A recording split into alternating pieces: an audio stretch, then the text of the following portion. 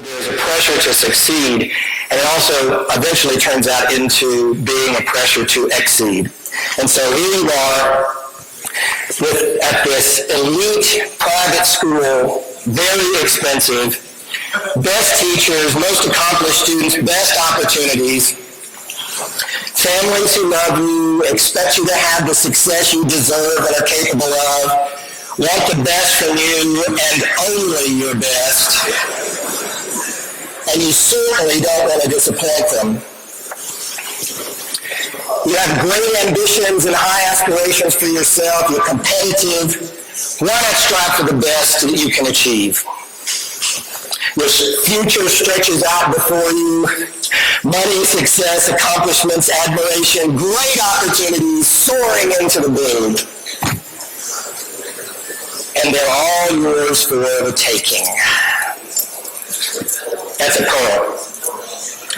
All it takes is hard work, the highest test scores, impressive extracurriculars, the right friends, a sterling reputation, and all you have to be is smart, better, bigger, richer, tougher, more talented, and you have to get started on that right now. Because someone might catch up with you, someone can catch up with you, someone has caught up with you.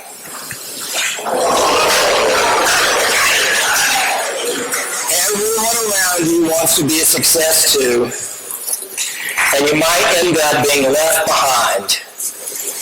When you expect the best from yourself, when everyone, parents, family, teachers, friends, peers, and society, everyone expects the best from you. And you have to succeed, right? And if you want to succeed, you have to push yourself. And if you push yourself, it's sometimes hard to tell when you push yourself too far. To measure up, to succeed, takes doing more and more and more. If strong is good, beastly is better. If studying is good, studying all the time is better. If you're good at something, then being the best at it is better. If someone has more, then they are winning. If someone else wins, you lose, right? Everyone's a threat. Everyone's a competitor. Constantly you're having to look over your shoulder. You have to do whatever it takes because failure is not an option.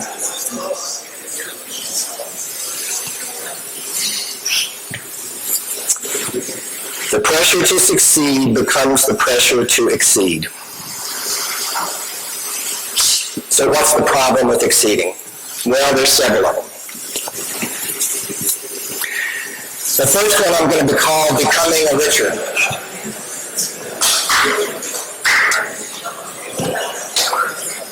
Richard Nixon was the 37th president of the United States.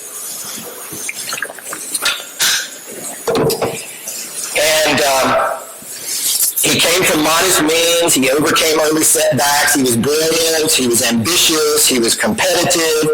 He was patriotic. He married and had a family to whom he was devoted. He was successful and hardworking and dedicated. He volunteered to go to World War II.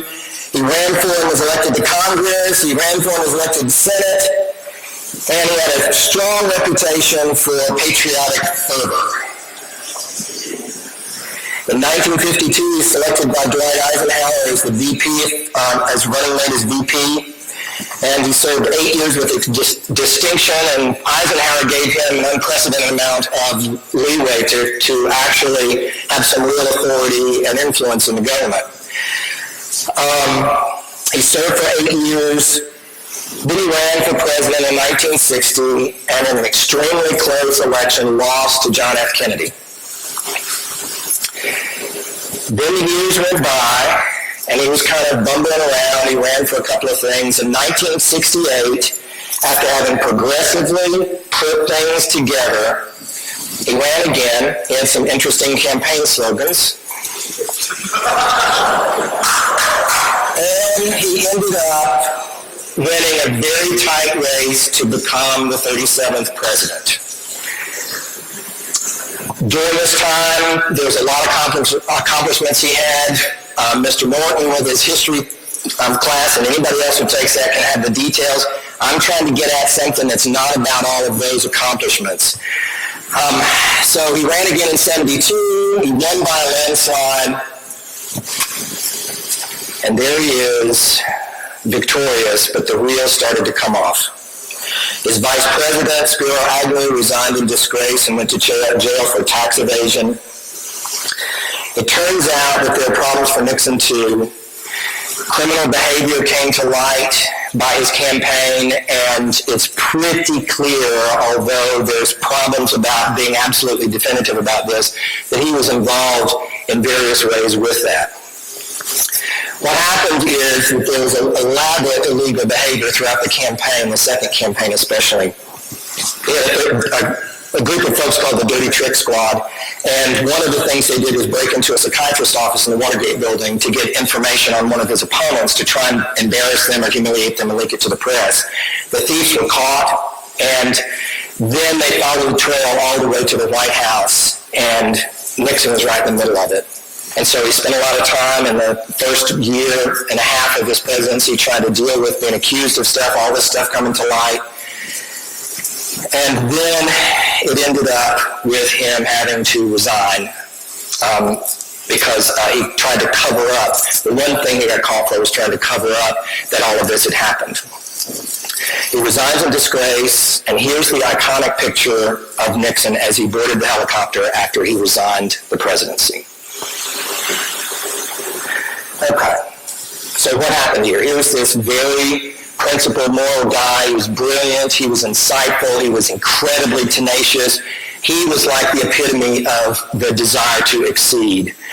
But for him, what happened is enough was not enough. He was ambitious and super driven. As he continued to run into difficulty and struggle when he lost the election to Kennedy, it was so close. He got more and more anxious. He was even paranoid about potential challengers of every sort in his life. Everyone was either a potential challenger or they were not worth noticing. He started to have to sacrifice his own value system, which he clearly had when he was a younger man.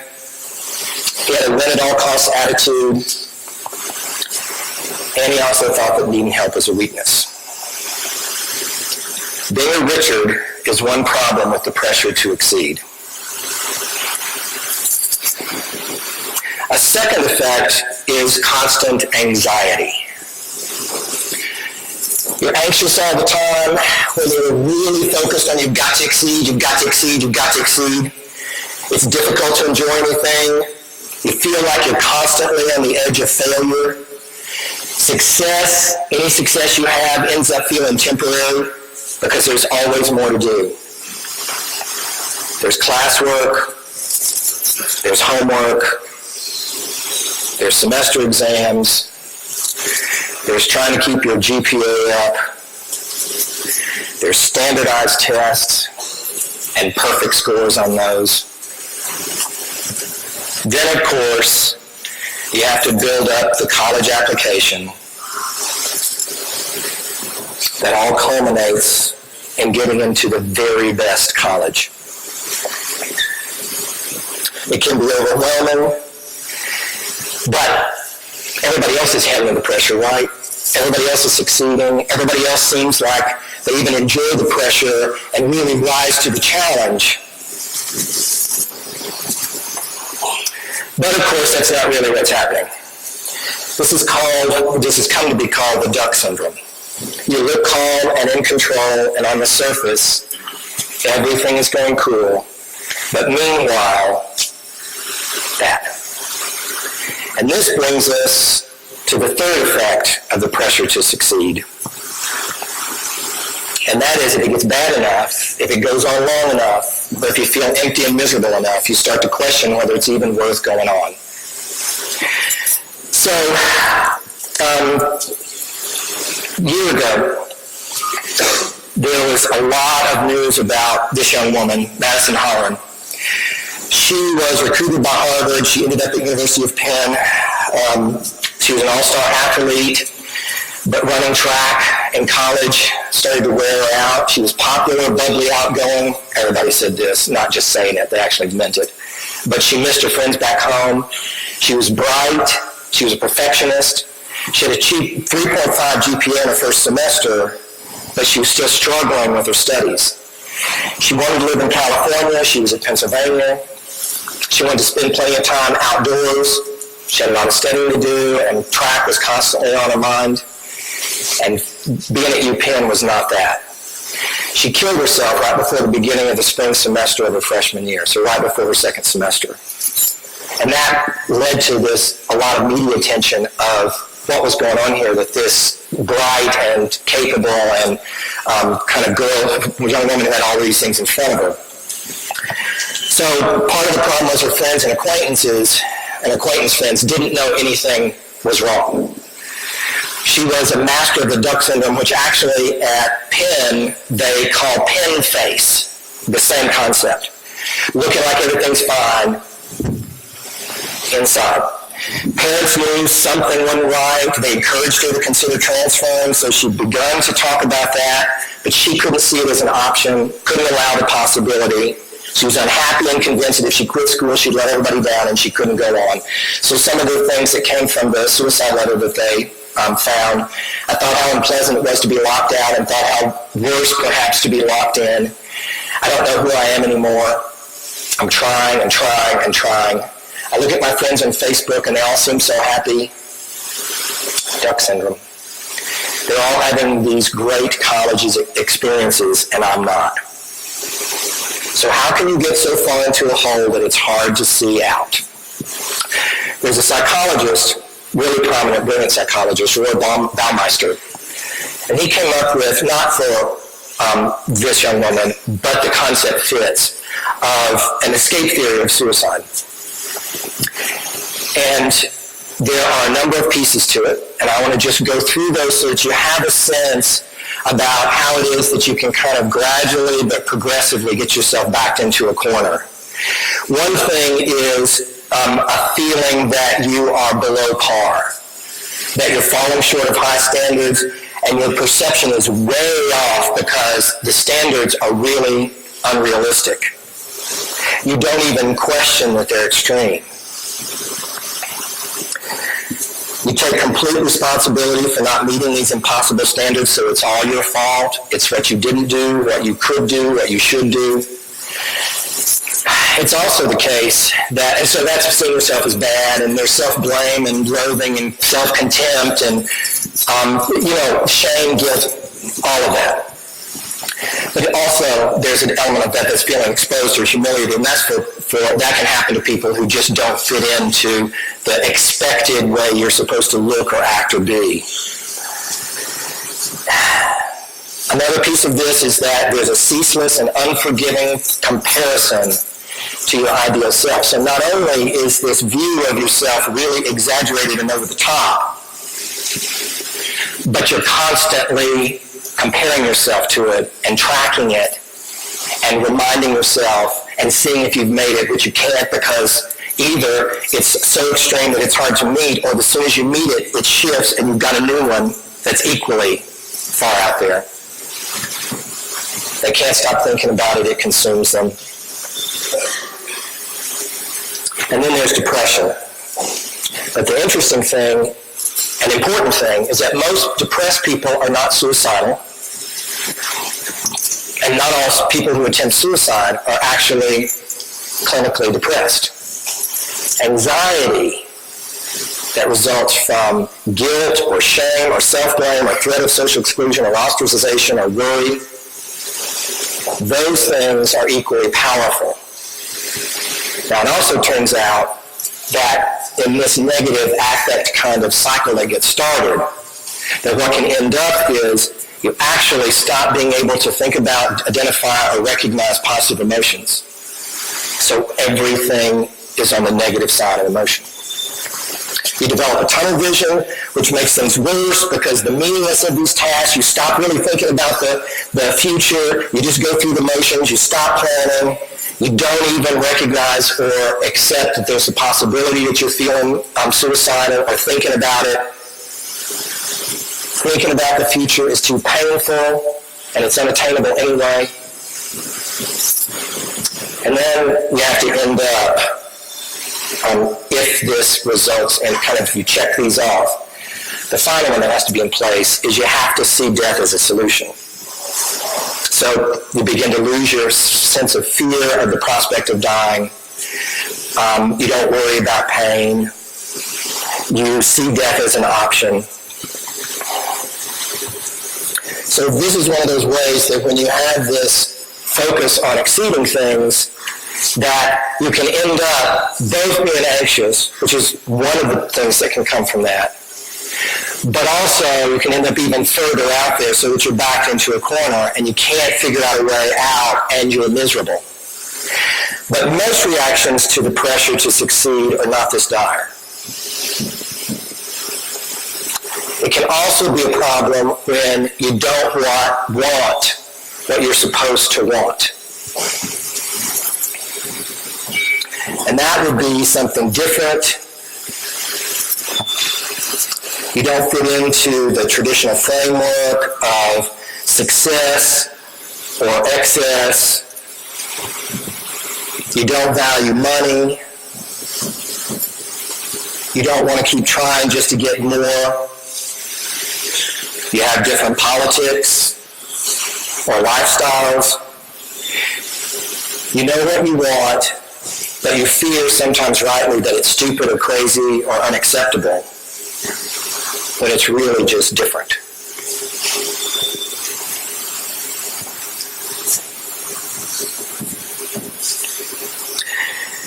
So the final problem here is not knowing what you want. And that can be because you haven't found it yet, even though you know what you're doing and where you're at is not it. And trying to figure out what you want to do would require that you stop exceeding, that you have to take some kind of a pause, and the threat of failure then looms. And so you keep going, and you press yourself, and it really gets difficult to figure out both how to deal with that you're not really satisfied with what you're doing, and it's not really compelling, but at the same time, how to be able to have some kind of fun and relaxation because it just kind of keeps pressing down on you. And that comes from distractions. Pornography is a big one. Something to take your mind off of your troubles. Anything you can do to kind of distract yourself, because it's better than nothing. Okay. So now with all of that heavy, weighty stuff,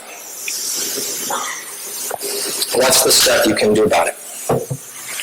Well, guess what the first one is? That would be, don't be a Richard.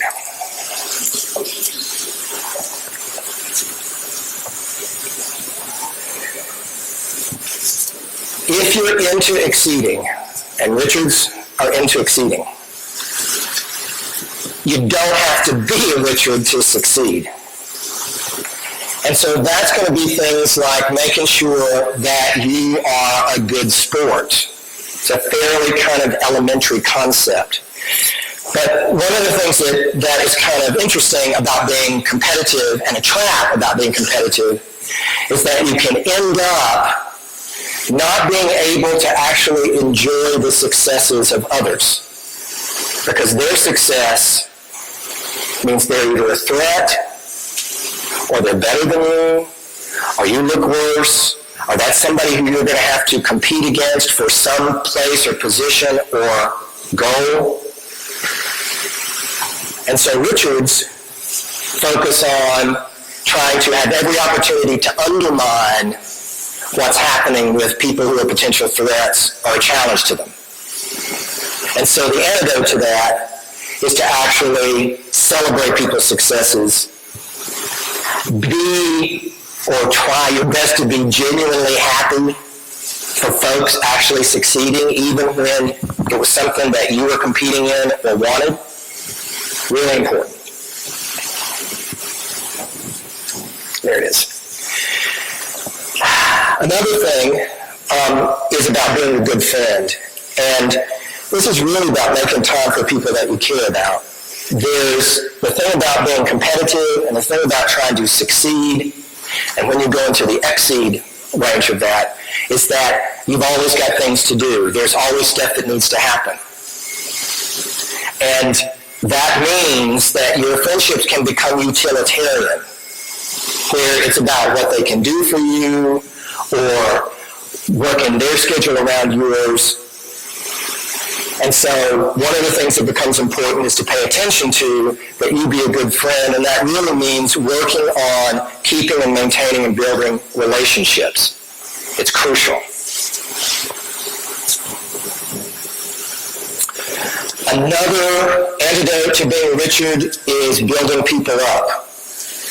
And this is things like complimenting and encouraging and finding ways to actually let other people know that you're observing things that are good or desirable or worthwhile or successful or effective or competent or skilled that they're doing.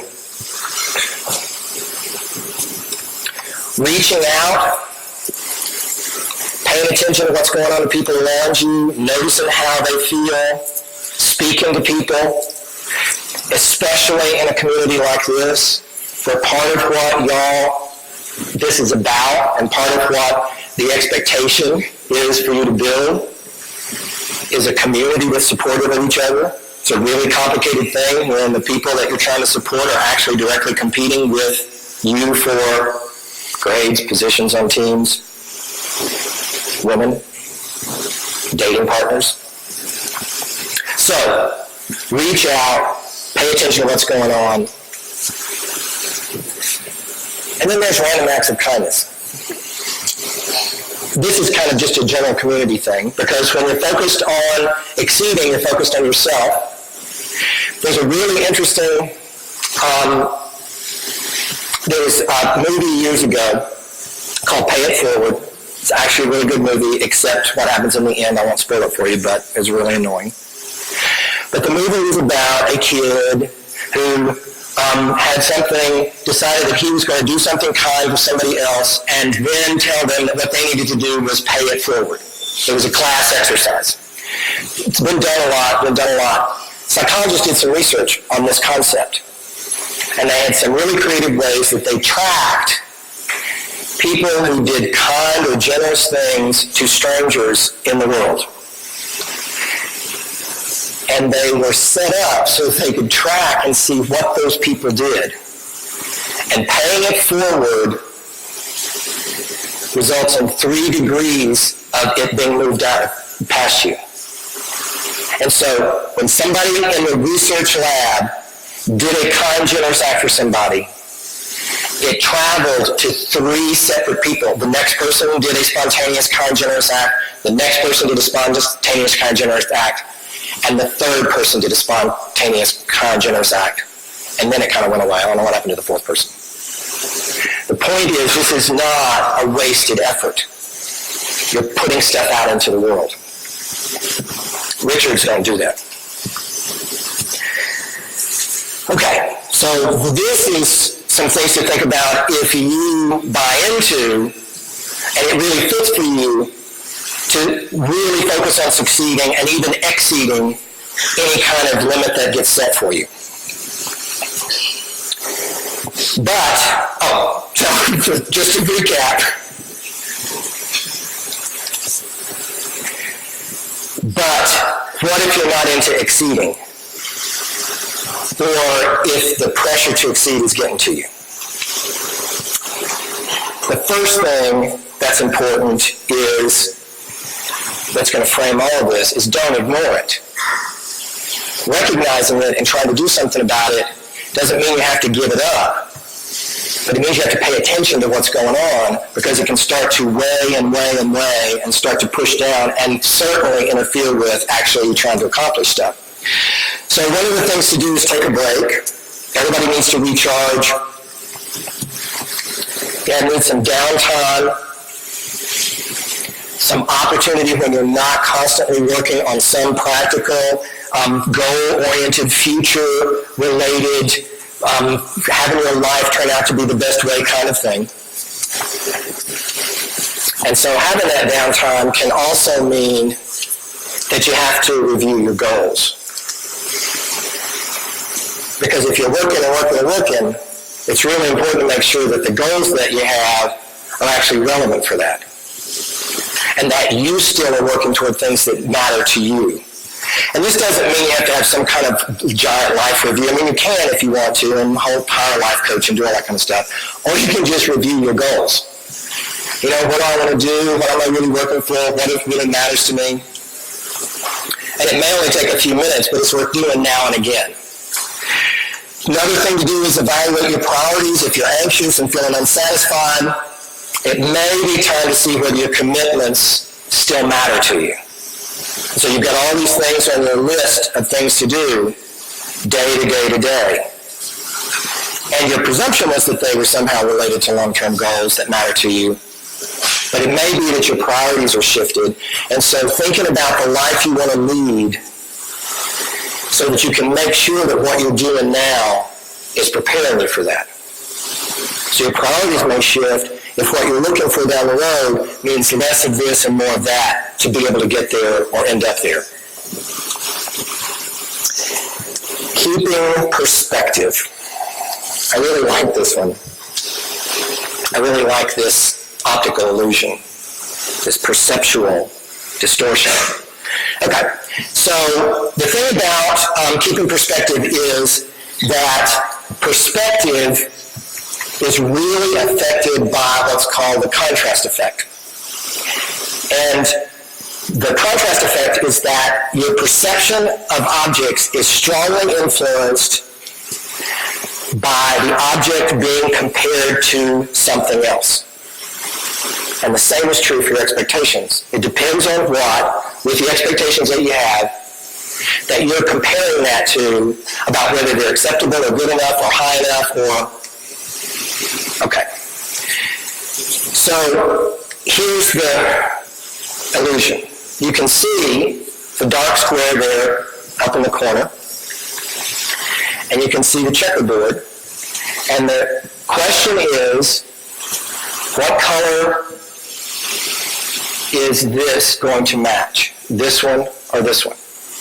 And you can answer amongst yourselves.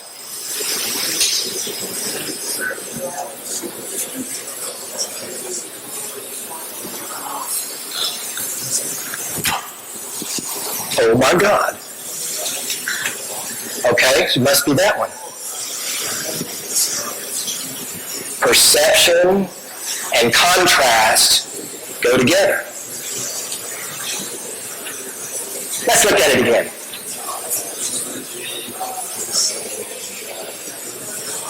Okay, that's freaky. It's not changing. This is not a trick.